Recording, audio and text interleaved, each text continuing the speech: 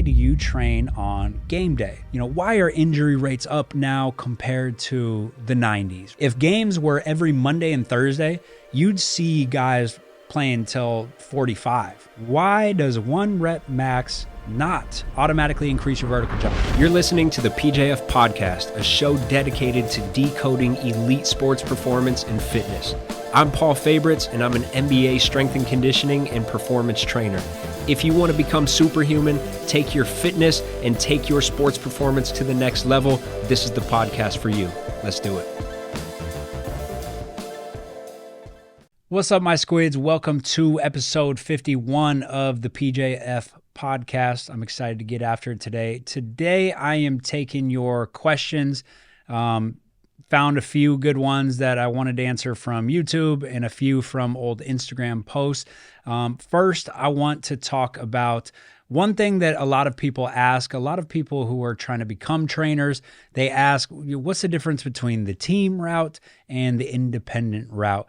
And I kind of have a new perspective on that after being able to sort of work in the NBA this year. So if you haven't been keeping up with the podcast, this past year I was with Philadelphia quite a bit. I was working for James, and after I went out and did his rehab, so he basically, let's go back to training the offseason, got really good results, went into season, was killing it at the beginning, and then he got his foot stepped on and it turned and strained his post-tib tendon. And so I went out to Houston. Actually, he was at his house in Houston. I went and rehabbed him for 30 days. And after that, he's like, my body feels incredible. You got to stay. Normally, especially with James, I don't see him throughout the whole season. I just see him in the off season, but he's like, you got to stay. And so we figured out a schedule where I was out there for every Philadelphia home game. And then when they went on the road, I came back to California, spent time with my son, spent time with my wife, my nephews, got my family time. So that was kind of the schedule we worked out. It was a really rare thing. I normally don't do that. I normally wouldn't do that just because I kind of like my freedom. I like being at my house in California, especially during season, because that's kind of my time to work on online programs, to do podcasts, work on social media stuff, to study. That's where I get most of my study time, is the off season or my off season there in season. And then I'm rejuvenated. I'm ready to go to kill it in the off season. So this year it was a little bit backwards. I worked really hard during the season, traveling back and forth. It's a 6-hour flight from LA to Philly. So I was constantly back and forth. But the cool thing was I kind of got to work closely with the team. And normally if I'm working with a player in season, I'm just popping in and we might not even be able to train at the facility. Some teams have different rules and sometimes we have to find another gym to work out at or work out at their house or whatever.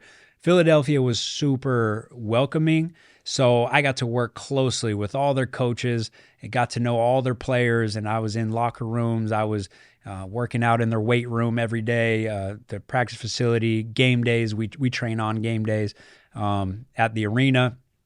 And very, very welcoming. So it was a little bit different because I got to kind of work with the strength coaches and with the performance director, and I got to know all the head coaches, the assistant coaches. So that was really cool. And that was kind of that was kind of my first taste of working in the NBA in season. Because I've always just been an off-season guy. So I have a slightly different perspective. So let's go all the way back to when I'm a kid. And I always had a dream of working in the NBA. Always had a dream. Well, at first it was like, I'm going to be an NBA player. And then I stopped growing after I got to 5'10", and then I started getting a bunch of injuries, and I started realizing, okay, I might not be an NBA player, but I had this dream of becoming an NBA strength coach and working for a team. That was the end goal. But I applied for all these internships. I applied for internships for every team, and like all the top D1s and all the top performance facilities around the Phoenix area. And I was just getting denied. I had nothing to separate myself. Like, I'm not really mad that I was getting denied. I had nothing that was like standing out above and beyond anybody else. I didn't have the best grades. I didn't have experience. So I get why I was denied at the time while I was in college. But I just never got that in. And because I didn't get that in, I'm like, I don't know, like there's got to be a way. And so I said, I'm just going to go independent. I'm going to become an independent trainer. I don't know. I'll call my business PJF Performance, whatever. It doesn't matter. All I got to do is get my brand to the next level, get myself to the next level, train a bunch of athletes, do a good job at it. And eventually I'm going to become so good that they can't ignore me. And then I'm going to start getting job interviews. I'm going to start getting NBA teams to recognize me and offer me that job. And so I worked and I worked and I worked and I failed and I worked and I succeeded here and there. And eventually we turned the corner and, things started going viral within Arizona and everybody started training with me. ASU players. I eventually got a few Suns players and it was going in the right track. Moved to California, got a bunch more clients. And eventually I packed out my schedule with all NBA players and future NBA players and pre-draft. And this is around the time where I'm also launching online programs. And the business really starts to do really, really well. A few years later, sure enough, my plan works out. I start to get job offers. So a few of my dream offers that I grew up really dreaming about these teams, if I could just work for these teams, I was getting those offers. And I'm not able to take it. In the position that I'm in now, the career is so much better on the independent side than it ever would be for a team. For one, it would be a huge pay cut to go work for a team. There's no team that could offer me anywhere near the amount that I can make on my own. I have no cap. So if I work harder, I make more. I have full flexibility of my schedule. There's no team that can offer me that. I don't have to travel year round. NBA strength coach has to travel. And so having a boss, right? I haven't had a boss as a trainer. Well, I did when I was first starting, like at LA Fitness, and I worked a few different little odd jobs. But ever since I started my own business, I haven't had a boss. So then working for a team, your head coach is your boss, your GM is your boss, the owner is your boss. You got 3 or 4 bosses that you got to answer to and keep them all happy. And so there's just so many reasons why I could never take those jobs, even though this is my childhood dream. The career path that I made for myself just was so much better than the team option. And so I've gotten a lot of NBA job offers. I've gotten some really good college job offers, and I've never been able to take it. But being around the team this year let me see some of the other sides of it that I never really thought about before. One thing is it was just so much fun. I forgot how much fun it is to be a part of a team and to be everybody's chasing one thing. Everybody's chasing one goal, from the players to the coaches to all the way down. It trickles down in the organization to the trainers, the social media people, like everything. There's this whole organization of people who are all trying to work towards this one goal. And that was a really cool feeling that I had never felt since I was a player myself. And then just the learning experience, because you're in the facility with other great strength coaches. So there's just a lot of good conversations that I normally don't get to have on a day-to-day basis when I'm running my own show here at the house. You're around the skill guys. That was fun. Around the assistant coaches. So, I'm eating lunch every day with guys like Sam Cassell, and he's nonstop. He's just giving me all the stories from the 80s and the 90s and how the game was then versus now, all the experiences he's had as a coach, just like the knowledge bombs that were dropped during casual lunch just every single day. It's something that I normally wouldn't get, again, when I'm just here at the house running my own thing. I'm eating lunch with guys like Doc Rivers, who have been around the NBA forever. The physical therapists, there's just everybody who is there worked their way to that point, right? There's nobody in that organization who was just given that spot. Everybody worked there. Everybody has a lot of experience. Everybody is knowledgeable. So to be able to talk to the physical therapist and then talk to the strength coach and then talk to a former player and then an assistant coach and then a head coach and then go hang out with the players.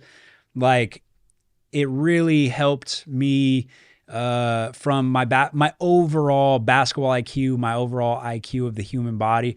I feel like that it really helped me just having those conversations.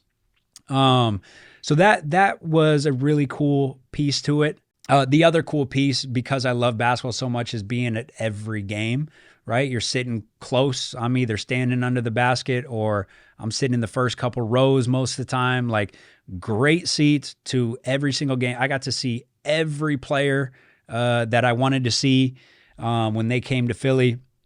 I got to go on the road to every playoff game. So just from that standpoint of being able to watch basketball every other night for 7-8 months, whatever it was, like that was really, really cool. So there are a lot of perks that I never really thought about. And I now look at that job as being like really cool. I think it's a really cool job. I don't think I would ever take that full-time job because, again, the travel, like being away from my family. With that schedule, I got to be here some of the time. They went out with me. But, if I'm traveling on the road, if you're a head strength coach, let's say, and you're traveling on the road, you're away from your family. It's just so much time away from your family. That's number one. And then, like, for me, if you're going to be away from your family for that long and you're going to go through that grind of traveling, and it is a grind, right? I'm not even playing and my body's tired and my sleep schedule is all over the place and the different time zones. I'm not even playing and my body's getting beat up. And imagine the players who have to go through this crazy travel schedule and go play over 35 minutes a night. It's insane. But anyways, to go through that grind, be away from your family, and also take a significant pay cut to do it, it just makes no sense. Like, I would be absolutely insane to do that. So I do think it's really cool. It's a cool job. It's a fun job. I don't think the job security is good enough. I think you're so tied normally to a coach or to a GM, and the turnover rate is so high with those guys. And so, you do a great job as a strength coach and then the head coach gets fired and now you're going with them, or now you're out of a job. Now you're picking up your family and moving. So I don't think it's worth it. Now, NBA players go through that same struggle of not having the job security and the travel grind and all that, but they're heavily compensated. If you're making millions upon millions of dollars, then at some point you could go, all right, I'm going to be in 4 or 6 years, and you've made enough money to secure your financial future. As a strength coach, you're not making enough money to secure your future. So you always need to go scramble and find a new job whenever you get fired, or you're constantly taking your family and taking them out of school and moving state to state. So I really don't think that it would ever be the move for me unless I just got terribly bored and I just retire and I'm just like, I don't need to make more money. I just want to try this for a year. Maybe when my kids are full grown and they're out of the house and I'm just bored and going through a midlife crisis, like, yeah, I might do something new. Who knows? I'm not taking that off the table. But yeah, it's a grind. It is a grind working for a team. But I respect that job even more. Being in there this year, it made me respect how much of a grind it is, how much patience you need. I was with Ben Kenyon, who's their head strength coach for the Sixers. Spent a lot of time with him, got a lot of knowledge from him. And one of the things that he would always say is like, it's a game of hurry up and wait. And basically that's like, you got to hurry up and you got to be on time. You got to be there early. You got to be ready. Like, we're all eager to run our little session. And then you just wait. And then they have shoot around and practice and you're just waiting. And then they have a game and you're just waiting. Like, most of the job is you just like waiting for the action. And then it gets really chaotic for like 15 to 30 minutes, like a post-game lift, 15 to 30 minutes. and it's like go, go, go while you're there. And then it's back to waiting for the next thing. So I'm used to like it, when I'm here at my house in the off season, it's constant. Like it's one session after another, and then I got a podcast, and then I do social media, and then I'm always doing something. If I got a 30-minute window, I'm going to eat lunch with my wife, I'm going to hang out with my kid. But there you're really just waiting. And that's a whole grind in itself. Having the patience to wait, having the time management skills to still be able to get stuff done. And a lot of strength coaches are starting to have their little side hustles, which I think is awesome. But to be able to do that with that chaotic schedule is really hard.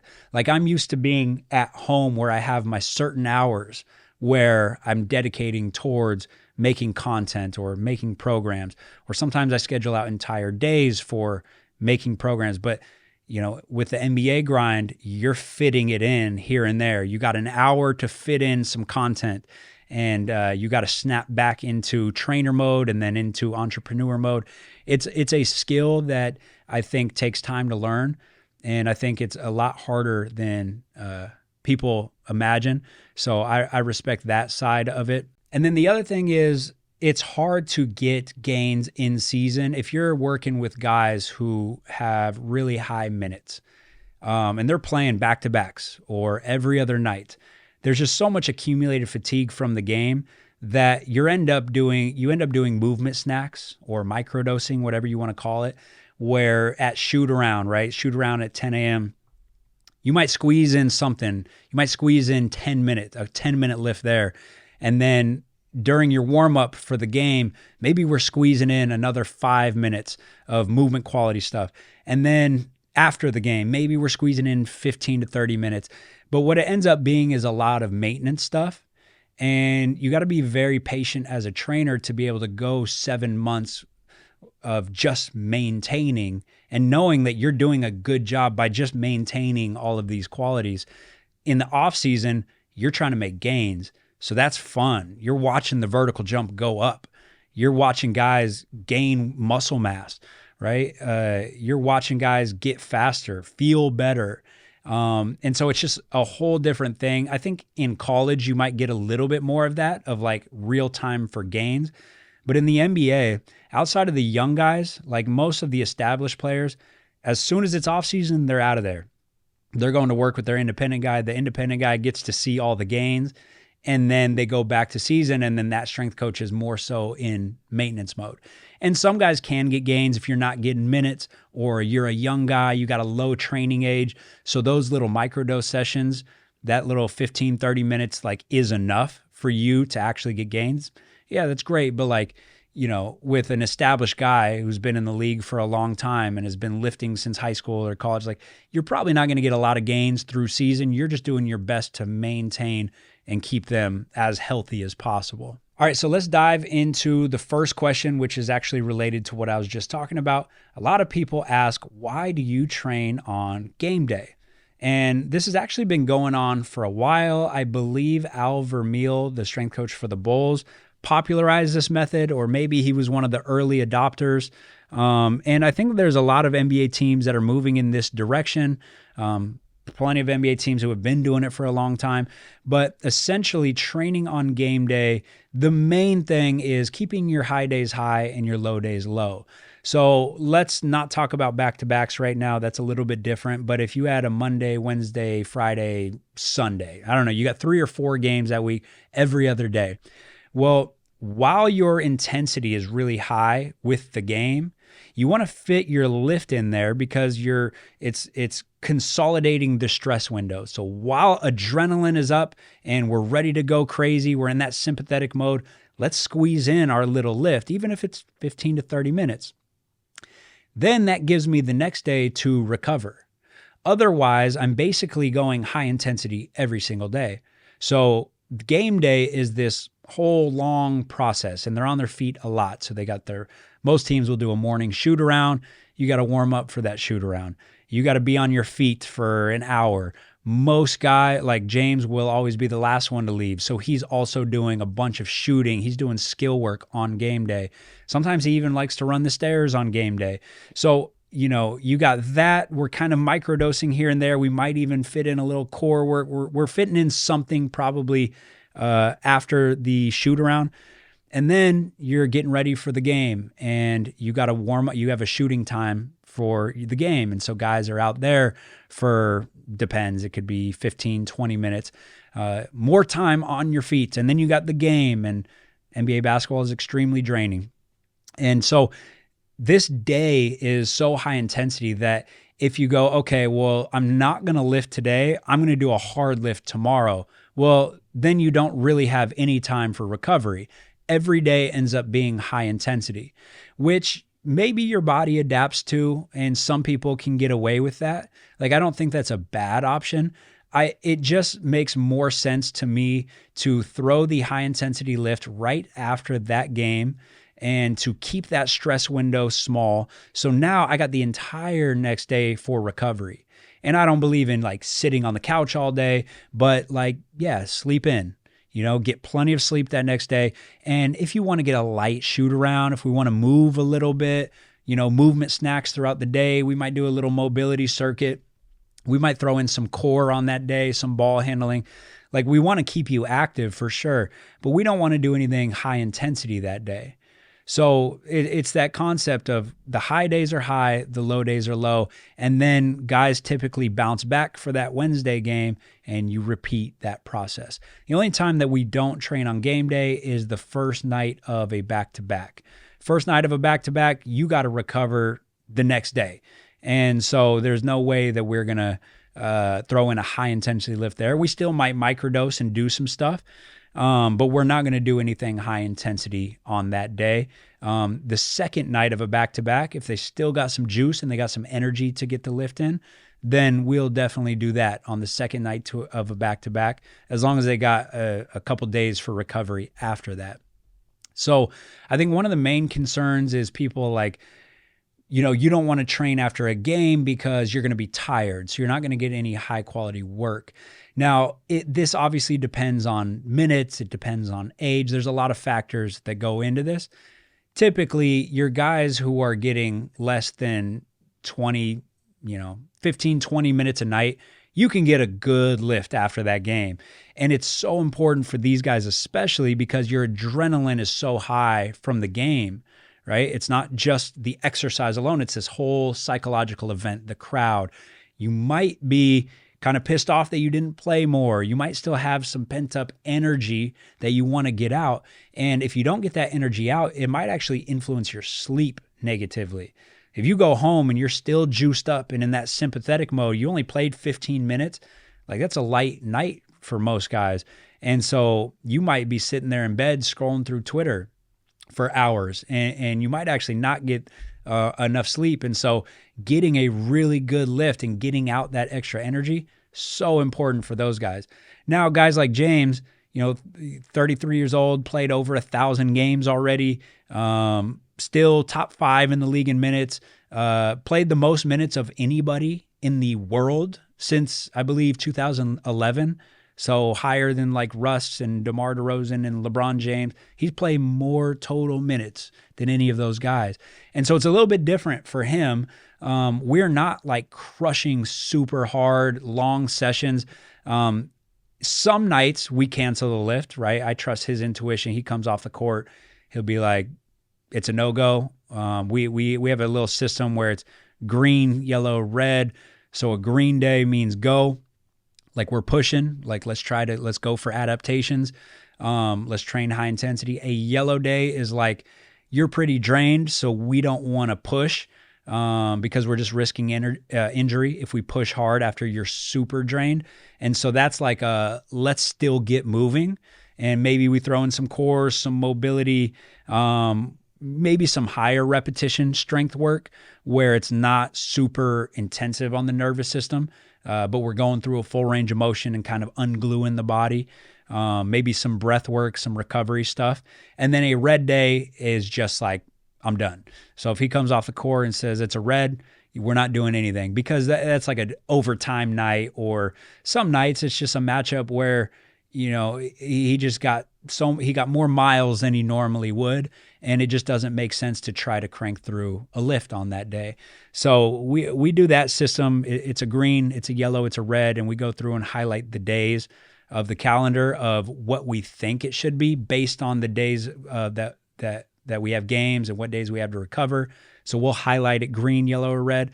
But I would say about 25% of the time there's going to be audibles called, whether it's by us or whether it's by him.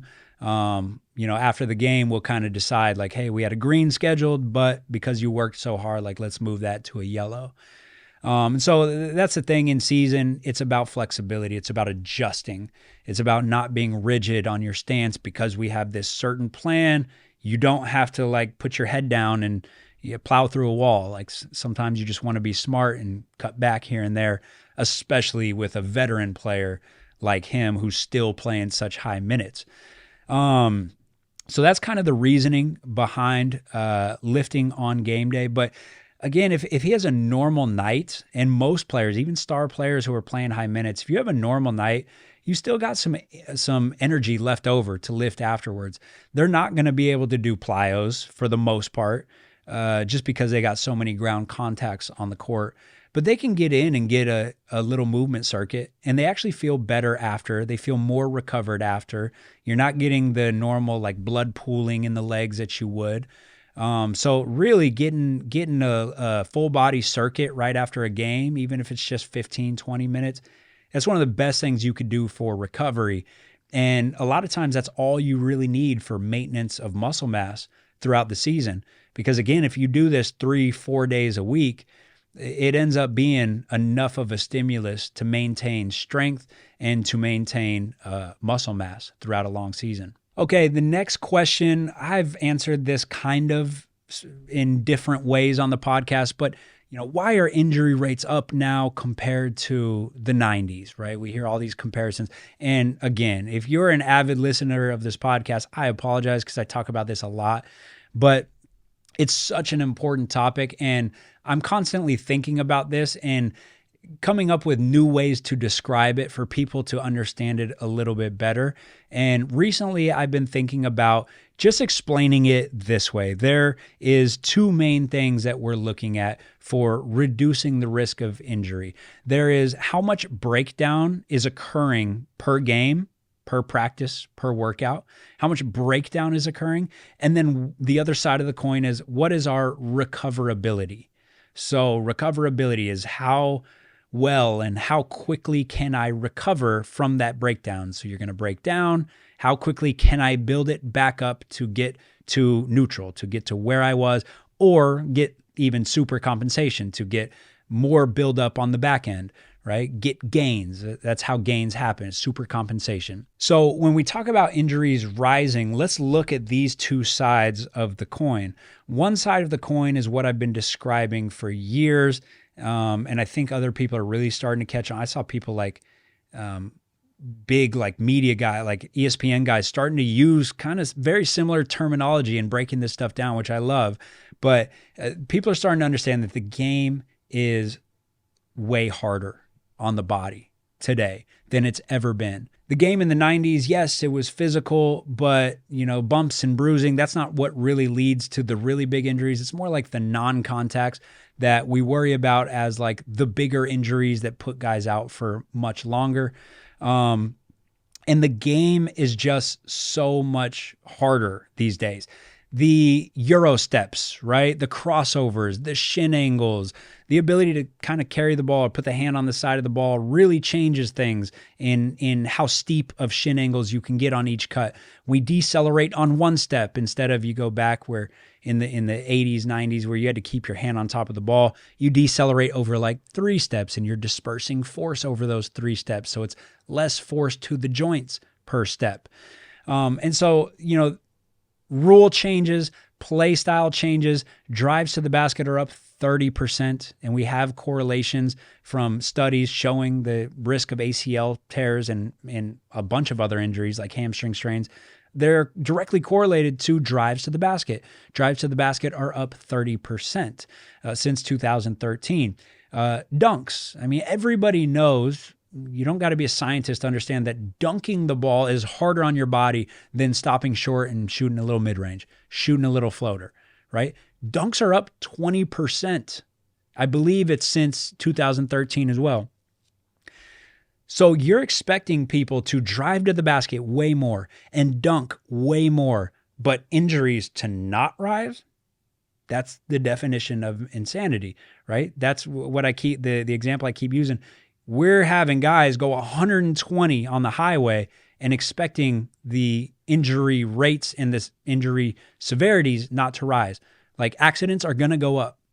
Accidents are going to go up when everybody is driving 120 on the highway. And there's going to be more fatalities. And the same is true of basketball, of all sports. As we rise, as the performance standards increase and the sport gets better, and we have studies in soccer of how much faster players are. Players are way faster now over the last there's like a 20-year study on hamstring strains. And it shows that players are way faster now than they used to be. And they use their speed way more in games, and they practice way more than they've ever practiced. So that's like a trifecta, right, for injuries. And this is happening across all sports. And every industry increases performance over time, right? Your iPhone gets better every year. Every industry, the goal is performance. But with the human body, there's always a trade-off. You're always robbing Peter to pay Paul somehow, some way when you're chasing maximal performance. So yeah, we now have this global game. We got more people ever interested in basketball.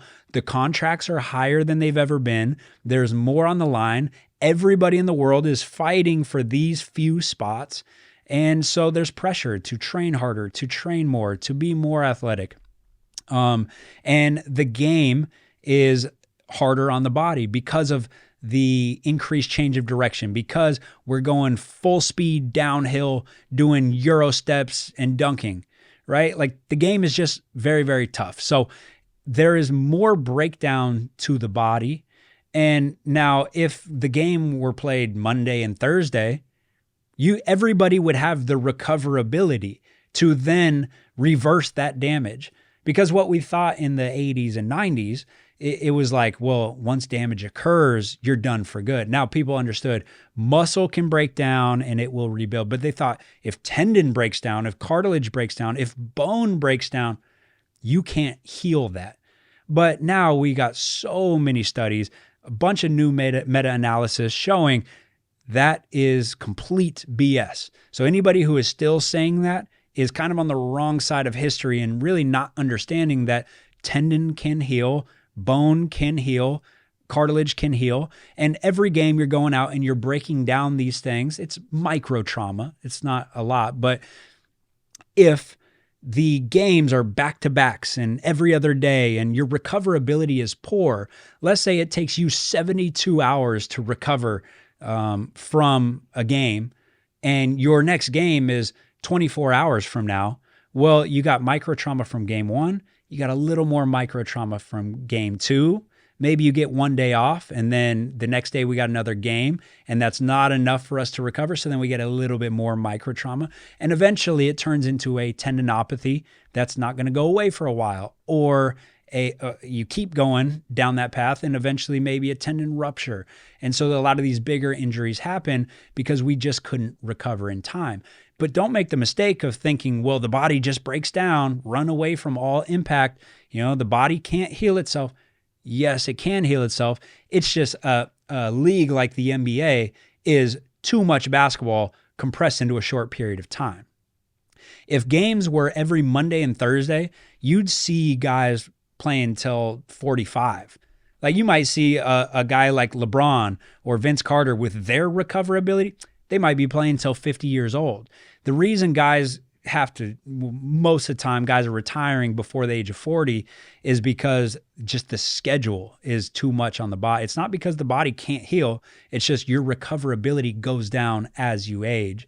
So at some point, you might have had a recoverability window of 24 or 48 hours, and now it's 72 hours. But you got a game every other day. So that microtrauma just really adds up over time and leads to a lot of pain and a lot of injuries. So we just discussed one side of the coin, which is breakdown. Breakdown per game, per week is higher than it's ever been.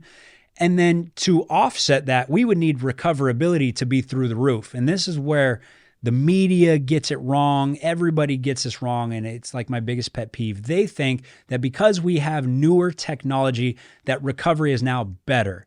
I am here to tell you that recovery is worse in 2023 than it was in 1990. And my friend Matt Cooper was on a podcast recently, and he was talking about this, but he was talking about like how poor basketball players' nutrition is currently. We have poor nutrition across America in general, right? The quality of our food has gone down since 1990. Testosterone in males has significantly dropped across the board since 1990. The quality of our nutrition, the nutrition in our soil, the micronutrients, the minerals is lower than it's ever been. But the main thing is this: our access to low quality food that tastes really good is higher than it's ever been.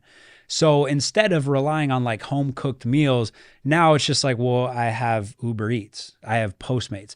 Like it's just too easy for me to be able to get on Postmates and order McDonald's. And this is majority of NBA players, even if they have chefs, a lot of times they don't even eat that food.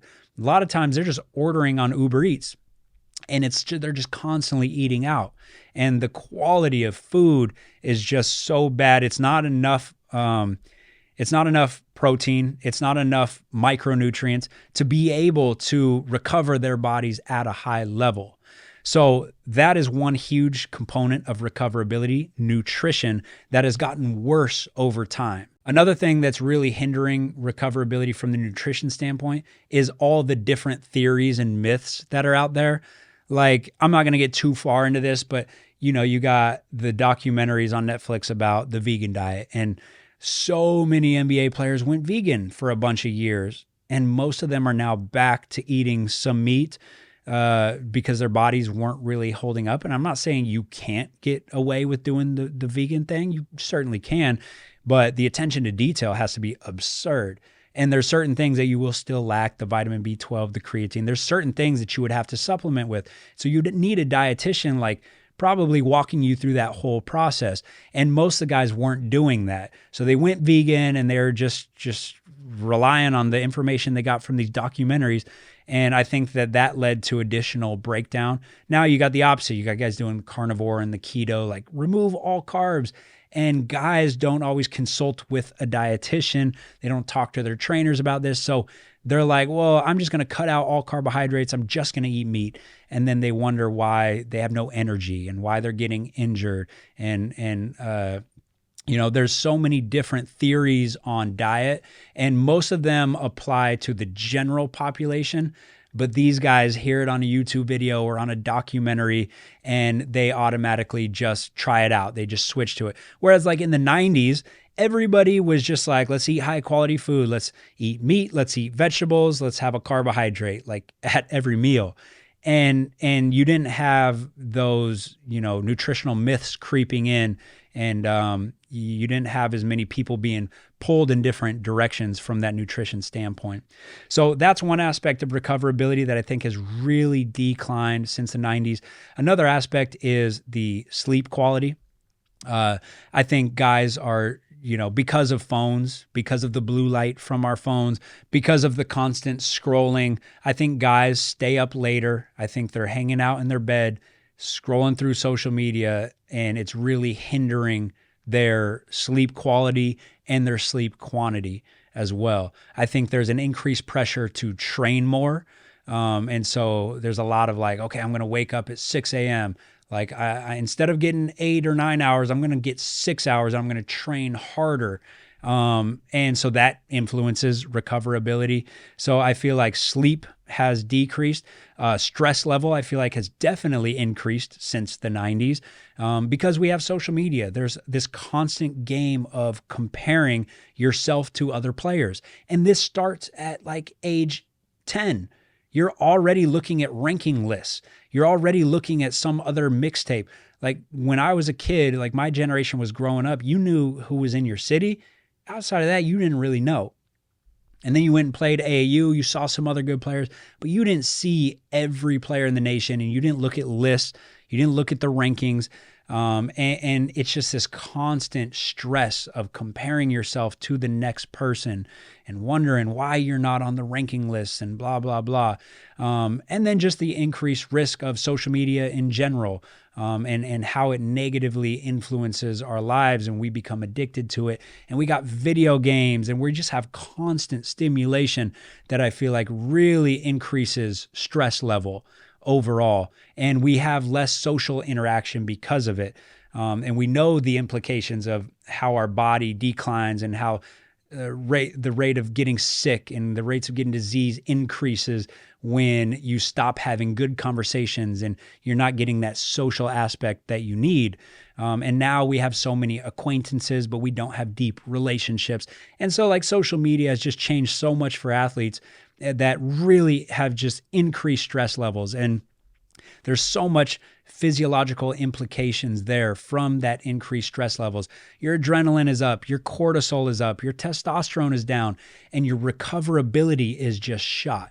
So somebody who might have the genetics to have a 24-hour window of full recovery might now need 72 hours because stress hormones are so high. And so that's another thing that really messes with recoverability. Like I mentioned before, the pressure to train more is hindering recoverability because guys are just staying on the court too long. They're playing too much. I was talking to Sam Cassell, and he was like, yeah, I mean, 80s and 90s, like we came in to camp a little bit out of shape. Like we weren't working like that in the off season. Guys like Hakeem, like even these really, really good players, it wasn't the same. Well, like, yeah, you're putting in your work here and there. And he's like, Hakeem Olajuwon would do his jump rope. But for the most part, like 90% of dudes are just coming in and working their way into shape in season, in that preseason, in training camp. And so they had off seasons. And they might have done some cross training. I talked about Robert Parrish, who played more games than anybody in history. And there's that article, I think I've talked about it on the podcast, where he talked about the key to his durability was he didn't play basketball in the offseason. He did jump rope, he lifted weights, and I think he said he did like martial arts. He did kickboxing or something like that. He said, hey, my skill has eroded over time. Like my skill has not gotten any better, but I'm healthy enough to still be playing. He was like 41 years old, something like that, when this article came out. And so that's not really possible in today's game because it's a global game. There's more people competing. People are more skilled than ever. I don't think it's possible to just take the off season off. Like, could you just go do cross training and keep your body right? Yeah, I think that'd be good for your body to pop on the court here and there, focus on your body. I don't know if it's realistic. So these guys are spending long hours in their skills training, playing a lot of pickup in the offseason and doing strength and still doing the cross training. Like remember cross training, going and doing a boxing class, a martial arts, lifting weights, jump rope, like that was considered cross training. That was a substitution for basketball.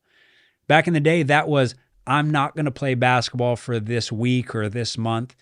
And so to stay in shape, I'm going to do these other things. And so I'm not going to get the same repetitive stresses, and I'm going to build my body through this cross training.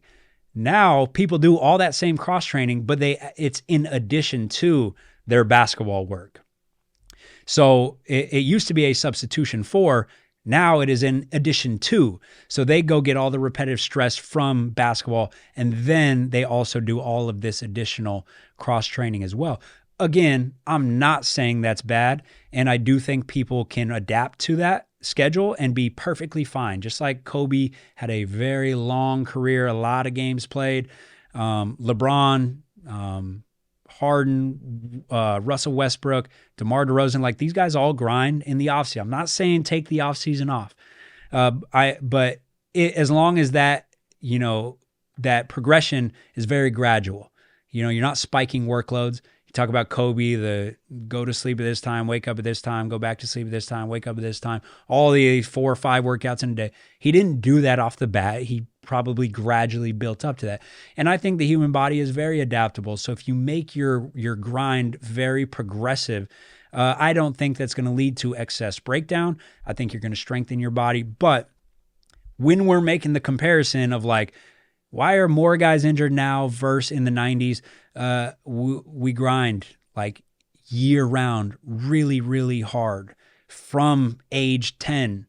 These guys are playing so much more AAU. They're doing so much more training from an early age.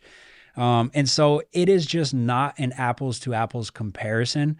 So that's why I go a little bit crazy when people make that comparison of like, why are injuries up? We know why injuries are up. And we can't prevent injuries. We could do our best to reduce the risk. We could do our best to reduce the severity when they do get injured, but injuries are going to happen. And it's actually really important for you to acknowledge that as a player, as a coach, as a trainer, as a parent. Acknowledge that, because what is happening is somebody gets hurt and then they go, oh, well, I must be training wrong because of all these social media narratives and all these movement cults. There's all these different cults on social media who will give these unrealistic expectations that you should never feel pain. You should never be injured, right? They give these crazy claims and then people fall victim to that. So then when they get hurt, they go, oh, I was doing something wrong. Like I shouldn't be doing these certain drills. I shouldn't be doing any strength training. Or you assume that you're doing something wrong. And so you remove that thing. And then that might have been the one thing that was actually keeping you in the game, right? And so now you remove that because you think the grass is greener on the other side, when in reality, if you just realize like, hey, injuries are a part of this thing. They always have been. They always will be. And the more the game gets crazier and crazier, the more we're doing crazy shin angles on crossovers and Euro steps and playing these crazy amount of minutes since from age 10, the injury rates are probably going to go up. And we just got to do the best we can to reduce the risk and to potentially reduce the severity. And then when we do get injured, crush our rehab and reduce the risk of that injury coming back in the future or causing another injury in the future. Okay, moving on to the next question. I feel like I have talked about this a lot, but I want to bring up one new point I haven't really talked about on social media or the podcast. Why does 1 rep max not automatically increase your vertical jump? I think I've just described this already. I have nothing else to say on this point. We know that you cannot just go increase your squat max, even if it's by 50 pounds. It's a big increase. That does not automatically lead to a higher vertical jump. Everybody knows that. 99% of strength coaches know that. Now, there's still a lot of strength coaches and players that believe, well, it doesn't directly improve your vertical jump, but if I increase my 1 rep max, that automatically increases my potential to jump higher in the future, as long as afterwards I then go do enough rate of force development work, plyometrics, going out and dunking. Then I have this increased force potential, and later on I match up that rate of force development and I'm going to be able to jump higher. That is wrong.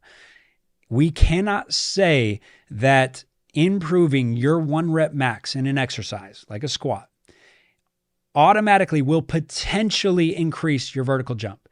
It does not. Now, strength training is good. Getting stronger is good. I like it when somebody increases their 1 rep max. We don't test 1 rep max, but you get the point. I like to see the numbers go up. That's awesome. And I've talked about the difference between squat strength and human strength. We don't technically have to do the squat. We could do rear foot elevateds, or I could do a front squat or a back squat or a safety bar squat. A lot of different options. We want to get the player stronger in general. Yes, that's good. But to assume that it increases your potential, you're making the assumption that you know the mechanism behind why your 1 rep max increased. So to break it down very simply, there's 3 different components of how you could raise your 1 rep max back squat strength. Component number 1 are mechanisms and factors that have no influence on the vertical jump. Number 2, there are mechanisms that actually do translate over to a vertical jump. And then category number 3, there are factors, there are qualities that could potentially increase your 1 rep max that would actually compete with your vertical jump. All right, so let's go back to category number 1, factors that just don't matter. So nervous system factors early on, right? Neuromuscular coordination. I'm getting under a squat bar. I haven't squatted in a really long time, or maybe I've never squatted in my life. I could take a kid who has never squatted. I could teach them the exercise. I could rep it out. We could go lightweight, high repetition, and really get them to control every inch on the way down and learn how to move under that bar, learn the technique. Your 1 rep max could go up in a week. It could go up 50 pounds in a week. It might go up 100 pounds in a week because you can safely lift weights now without hurting your knees and hurting your back, right?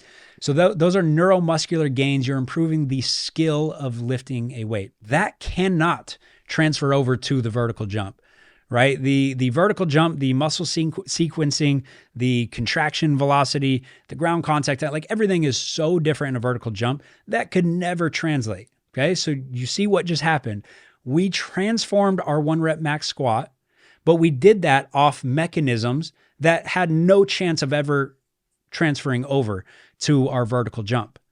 So there's a lot of these factors in this category. I'm not going to go through all of them because we could go really deep on the science there, but there's a lot of factors in that category where if you improve this quality, you do squat more weight, but it does not translate to the vertical jump. And so automatically that right there should show you, hey, improving 1 rep max does not automatically potentially increase my vertical jump. Now, the reason why it could at times improve your vertical jump when you improve your 1 rep max squat is that in between categories. So category number 2 is factors that will lead to squatting more weight that can transfer over to the vertical jump. Examples of these factors, the increased motor unit recruitment. So if I get stronger in the squat, typically, especially for beginners or intermediate athletes, you learn how to recruit more total muscle fibers, especially those higher threshold fibers. We're recruiting more of those fast twitch fibers. And later on, when I go do enough plyometrics and actual jump training, this is a quality that could potentially translate. Maybe not directly, but it could have kind of a second generation translation. Improved hypertrophy of the fast twitch muscle fibers. In theory, this could potentially translate over to a vertical jump. So that in that category number 2 is the sweet spot. Like this is where we really get the gains. And then I think that all of these qualities do have a threshold where we pass that threshold and these same qualities that were in category number 2 translate over to category number 3, which is where it becomes counterproductive. Everything in life, it is awesome for a while, and then you keep doubling down on it and keep going, and eventually you run into the law of diminishing returns. You don't get as much gains on it, and then eventually it becomes a bad thing. If I drink water, it is good. It hydrates me. If I keep drinking water, I might start pushing some of the salt out of my cells. I'm pushing electrolytes out of the cells. I'm dehydrating myself. What was once really good for me is now bad for me. And if I keep going, eventually I could die. Like people die from drinking too much water. And so that's the example. And this is really everything in life. It is good to a certain point, and then you reach that threshold and it's no longer good. And I think heavy lifting is the same. And so these same categories that I said, that I just mentioned, could translate over to a vertical jump, increase hypertrophy. That could eventually become bad, right? I could gain too much mass. Even if it's in the lower body, it's in the relevant areas, it is possible to gain too much mass because I can't use all of that in a ground contact of 0.2 seconds. So like you're a speed jumper, you're a 1 foot jumper. When I'm on a run up, I got such a quick ground contact time. And now it's about staying light because I don't want to lift additional mass off the ground. So you look at The best one-leg jumpers outside of the Zion Williamsons of the world, which is like few and far between, everybody's pretty thin. You look at the high jumpers. These guys have really small legs. Like they're kind of defined. They're somewhat ripped in the lower body, you could say. But overall, they're pretty small. And so it's crazy to think like, oh yeah, well, if their thighs were a little bit bigger or we got their glutes way bigger, they would completely transform. They would be a way better high jumper. No, that's ridiculous. So at some point, you might develop so much hypertrophy that it becomes a bad thing. Some people don't have to worry about that. You got the ectomorphs of the world who can lift for a decade, and they might even be able to eat big, eating a caloric surplus, and they really just don't gain a lot of mass. A lot of high jumpers and pro dunkers are in that category where they're a little bit more of that ectomorph body type where they can go lift really hard and they get all the good stuff. They get the increased motor unit recruitment. They get enough hypertrophy. They get the increased tendon stiffness. They might get a lot of the positive adaptations, and then they literally don't have the ability to gain a significant amount of mass. So they never get to that point where it becomes a bad thing. Somebody like my body type, I can gain mass really, really easily, especially now. I'm almost 34. And at this point, if I go hard on squats, like if I do deep squats for a couple months, my legs are so big. My adductor magnus is so big. And that adductor magnus is not propelling me off the floor in minimal ranges, right? You need deeper hip flexion to engage that muscle. And so at the bottom of a squat, that's the main thing propelling me out. That's one of the prime movers for hip extension, but it is not helping with propulsion in my one leg jumps. But it's one of the heaviest muscles in the lower body. So I'm getting like these muscles really, really big, and my glutes grow and my quads grow, my hamstring, my calves. And I get really, really big. If I eat in somewhat of a surplus and I lift hard, I get way too big, especially for one leg jumping. So my body type, like I have to be more cautious with that and understand that like, yeah, I want to lift and I'll always keep lifting in the program somewhere. But if I go crazy with it, I'm going to reach that point where it actually becomes counterproductive. I think there's a lot of adaptations with the tendon that early on are really, really good. Heavy lifting increases that tendon stiffness, and that can be awesome for improving rate of force development. But at some point, as a jumper, that tendon needs a certain amount of compliance. So I do need it to be able to stretch.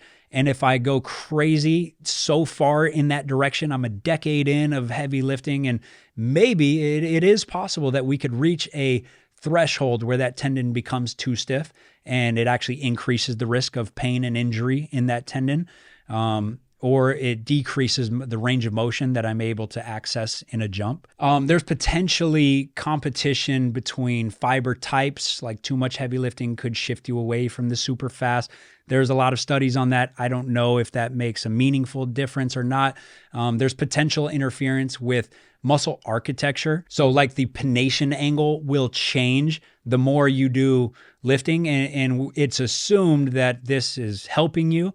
But I have seen research suggesting that yes, it's helping you produce more force at slower speeds. It's changing the biomechanics. It's changing the internal biomechanics of that muscle and its line of pull. And so it could actually slow down contraction velocity.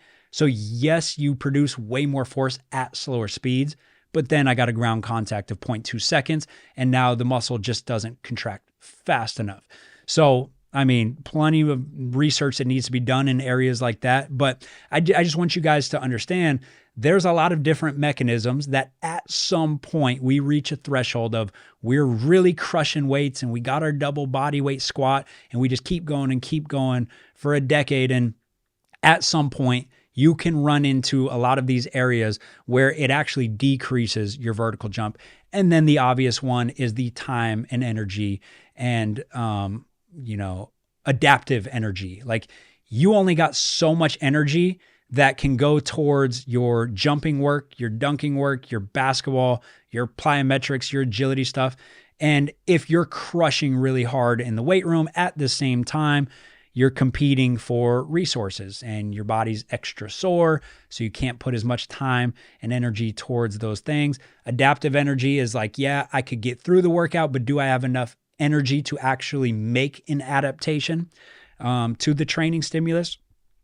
And so there's always that competition as well. We could just summarize that as saying opportunity costs. There's potentially opportunity costs that we're missing out on when we just keep going down that rabbit hole of like, always like, got to increase my 1 rep max, got to lift heavy. So again, like anytime I do podcasts like this, people come away with the mindset of like, Paul thinks lifting is bad. Guys, we're lifting all the time. Like all of my guys lift. I encourage all of our guys to lift. I lift myself. Lifting is good.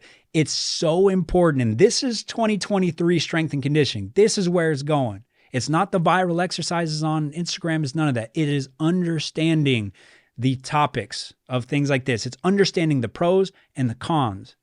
Everybody wants to focus on the good stuff. Everybody wants to focus on the pros. What about the cons? And when you fully understand the cons, now you understand like you understand how to implement it better. You understand how to program things better. You understand why at some point you keep getting stronger, but your vert is not increasing, or maybe it's even going down, and then you recover. Okay, I'm going to take some time off. I'm going to recover, and it's still down. Well, yeah, you might have moved into that category 3 where the lifting you're doing is now competing with your explosiveness. So it is understanding pros and cons. And that's where what I'm excited about in 2023 is strength coaches looking at every topic and being able to dissect it and understand the pros and cons and be able to communicate the pros and cons with our athletes. I think that goes such a long way so that we can really get the most out of everything we do in the gym. Okay, so lifting is not bad. Lifting is not all good. It depends on the when and the where you're at. Typically in studies, it's 8 to 12 weeks. So you're really juicing those early gains where it's all good and there's no bad. And you know, we don't have the studies on the 8-year. Like I want to see the 10-year studies. I get to see it in person because I work for people that long. But if there were studies on year 10, like this group of athletes has been lifting hard for 10 straight years. Here's the injury rates. Here's the vertical jump improvements, etc. I think people would be able to look at it from both sides and start to see a little more of the cons and not just see the good stuff.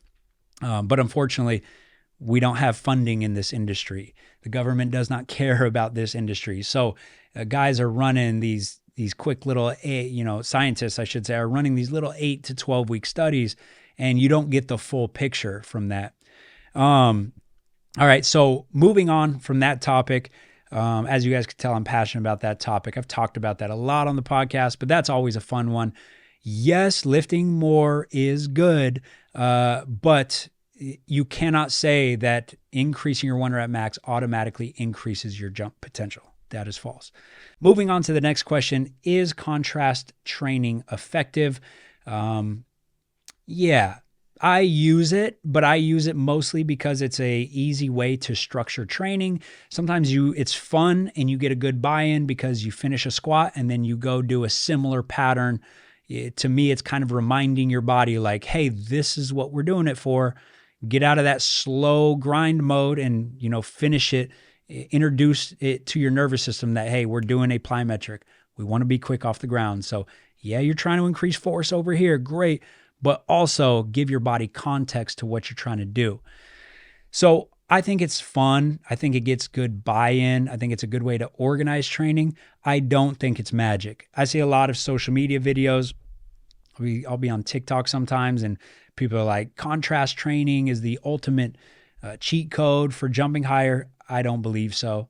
Honestly, I think that if you equated for the total amount of work, you equated for intensity and volume, you would have the same exact vertical jump results. Whether you did contrast training, right, heavy lifting, followed up by jumping, compared to just doing your plyometrics beginning of the session and your lifting at the end of the session. Don't have to be combined, right? They don't have to be bounced back and forth. You don't have to do contrast training. You will get the same results either way, as long as the study equated for intensity and volume. So I would say contrast training for jump improvements, for speed improvements, is extremely overrated. Now, overrated doesn't mean it's not beneficial. I think it could be beneficial. And like I said, it's a good way to organize it.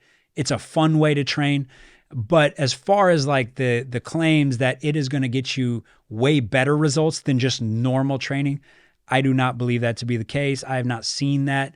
I've implemented it with a lot of athletes and I still do, but it is not going to be a significant benefit compared to regular training.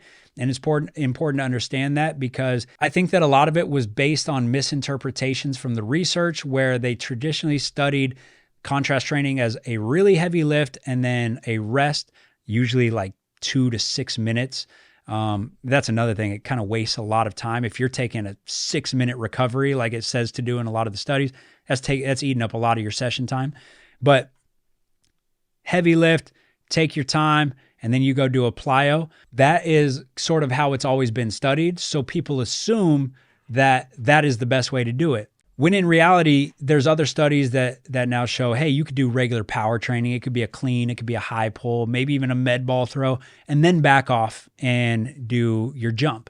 And it's working off post-activation potentiation. However, I think there's another misinterpretation, and that's that you got to keep doing sets and exercise through the whole session to keep getting that post-activation potentiation, when in reality, if you just added it at the end of your warm-up, so you do like an isometric mid-thigh pull and you get really potentiated, or you don't even do the lifting, you go play a game of pickup basketball, that warms you up and you get potentiated, for your nervous system is heightened from that game of pickup basketball. Now, when you go do your plyos, you're going to get more out of that plyometric session. You don't need to be a scientist to understand that after a game of pickup, you're going to do better with your plyometrics, because you got a full sweat, you're warmed up, your nervous system is heightened, you're alert. So you get post-activation potentiation from that. So it really doesn't have to be from the lift. Could it be from a lift? Yes. I would say the game of pickup basketball and then doing the plyos right after, or the dunk session right after a game, as long as you're not fatigued from it, would actually be better. You would probably get more post-activation potentiation from that game of pickup basketball than you would from the heavy lifting. And if you do want to go the route of heavy lifting, it's possible that you could just do a couple sets at the end of your warm-up, or like a few phases in the vert code, we use a isometric mid-thigh pull. And we just do a few sets of it at the end of the warm-up, and then we're potentiated. And now you go in for your plyos. So to think that you have to do a squat and then do it again, and then to get that post-activation potentiation again, you got to do another squat and then another plyo and continue that the whole workout. I think that's a huge misinterpretation from the research. That's never been shown, but I feel like people believe that that is the case. So I think contrast training is built off of a bunch of misinterpretations. That being said, it could potentially be a good thing, unless you are getting tired from the heavy lift and it's negatively influencing the plyometric that you do after that. So your rest time needs to be long enough. Or some people, when they're lifting, they get in this like grind mode. There's a different breathing strategy. You're kind of more like bracing. And then you got to go be athletic, where it's the opposite. Like there's not a brace. You have intra-abdominal pressure, but that's created through breath, not like bracing the core. And so you go, here's the easy way to understand it. You go from to that's explosive. When you hear somebody sprinting, when you hear somebody jump, you don't hear grindy. You don't hear, that's a bracing strategy. That's this like, if you want to use the PRI or Bill Hartman terms, that's a compressive strategy. And then the plyos, bounding, sprinting, that's more of like an expansion thing. And that's a relaxation. We want rotation. We don't want to brace the core stiff. So it is possible that certain people, when they're in that mode of grind it out, high bracing strategy, that could actually negatively influence the plyometrics. That could negatively influence the fluidity of the plyometrics or the sprint that they use on the back end of that contrast set. So sometimes it could be negative, sometimes it could be positive, but if you like it and you feel like you're performing well, then you should keep doing it. And don't let me ruin that placebo effect.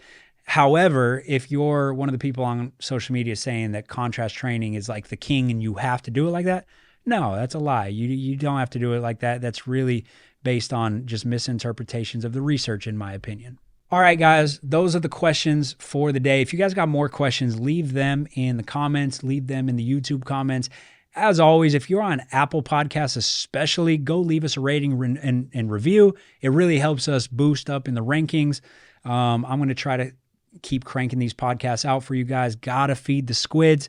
As always, check out pjfperformance.com if you want to sign up for any of our online programs and get to work with us. If you want any of our new products, our extended length bands or our league length pads, check those out on Amazon or on pjfperformance.com for the league length pads. We have a 4th of July sale. I don't know if it'll still be live, but you can try it on the league length pads. It is July 25, capital J. That'll get you 25% off the league length pads. All right, guys, let me know any questions you got. Hopefully you got something out of this episode, and hopefully you're 1% better today than you were yesterday. All right, until next time, I'm out.